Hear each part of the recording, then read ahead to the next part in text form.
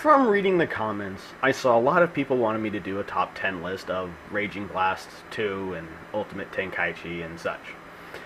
There is a reason why I didn't do it, and it's the topic of today's discussion, which is the stagnation of DBZ games. To fully illustrate my example, let's go through a brief history of the PS2 DBZ games onward. Budokai 1 came out, DBZ was still running, and they hadn't really gotten to Boo yet, so it only went to Cell. There were some mistakes, but, you know, it was the first game, so people accepted it, it did well. Next game. Budokai 2. It improved the gameplay and the system a bit, fixed some aesthetic things with the attacks and such. The story mode is something that's not widely accepted. I liked it, I thought it was good, I enjoyed it, but, you know, whatever. The game did set up some what-ifs, and for that, it's a good entry. Next game. Budokai 3. This is pretty much the one everyone will say is the best. Yeah, out of all three of them, this is the one that really is the, you know, cherry on top kind of thing. It's the really good one. Everything about the game was just better. The next one that came out was done by a different developer using a different style. Budokai Tenkaichi 1 really wasn't as good as Budokai 3, but that was the third, this is the first. People sort of let it pass on that, and they waited to see what they do in BT2. People were rewarded in BT2 with a much better game, and a really more fleshed out style, so it worked really well. So then, BT3.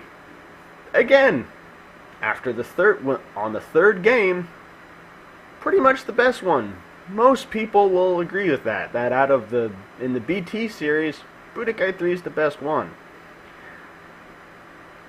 Then after that, we move to the PS3 and the Xbox.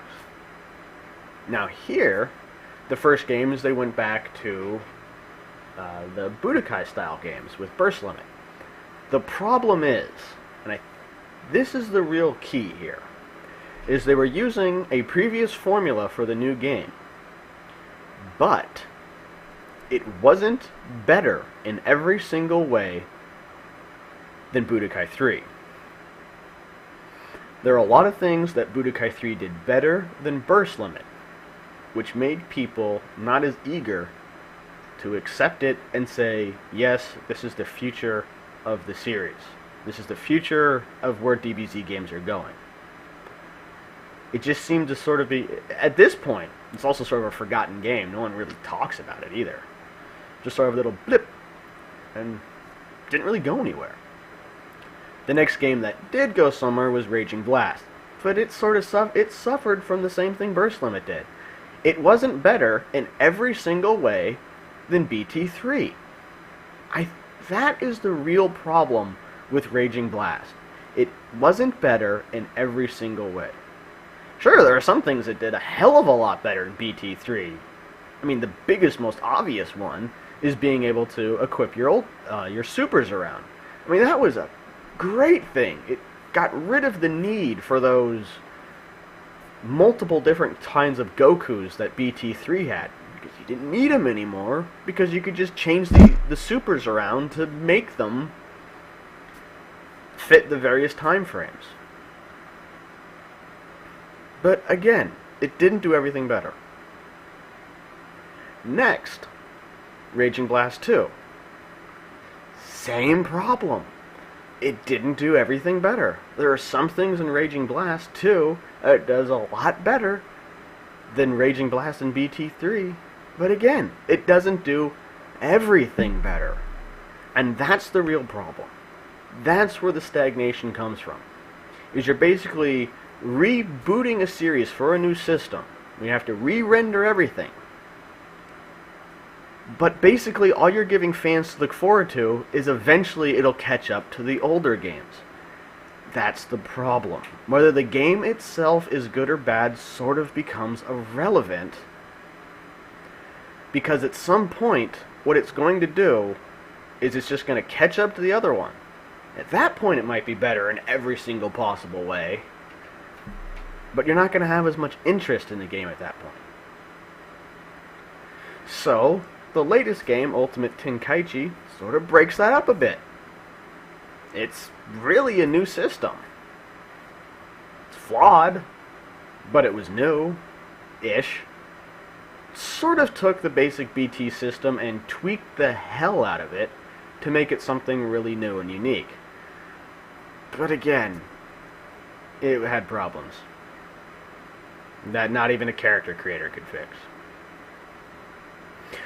So, where do you go from here with DBZ games? Well, the obvious choice would be to make an Ultimate Tenkaichi 2 and improve upon all the mistakes and flaws the other one had.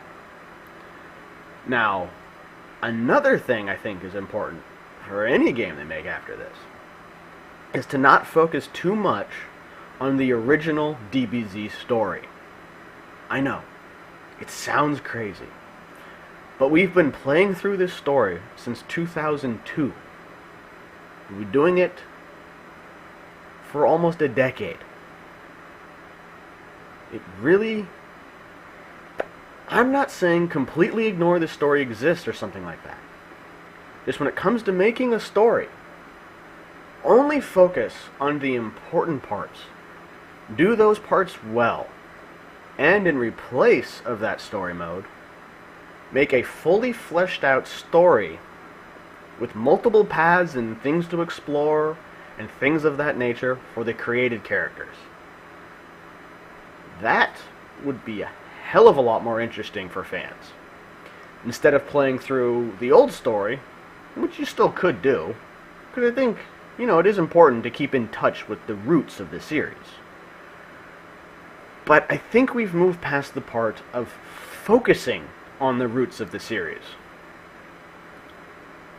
We need new things, which is where all those what-ifs and custom characters and all that comes from. It comes from a desire for something new. And the thing is, the thing that makes this hard, that newer anime games don't have the trouble with, is that DBZ ended. There's nothing new to add, unless they make things up. Which is what they're sort of doing in Japan already. I mean, if you look at Dragon Ball Z Heroes, they're just making stuff up left and right. And they're making a lot of stuff up. And yet somehow they decide it's not a good idea to put those things in the games. It baffles me. It makes no sense. I mean, it seems to me you could easily take the things from DBZ Heroes, the new what-ifs, forms, and characters, and things like that, and add them in. I mean, if the problem is trying to figure out a way of adding them into the story, don't add them into the story. Leave it alone. Make them added characters in the custom character story. Problem solved. Now they're not connected. They're in the game. It's interesting. People will play it. People will really want to play it. They see new characters, new story that has multiple paths. Yeah, I'd play it. Bet you guys would too. So, I think that's where DBZ games have to go from here. They have to sort of move on from the roots of the series and go into the things that they've basically already created.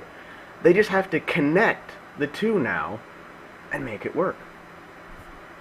And I think having the custom character story to throw in the new what-if forms and new characters and things would be the way to do that. Well, that's my thoughts on the issue. Agree or disagree, whatever. At least I hope I entertained you with this. So long.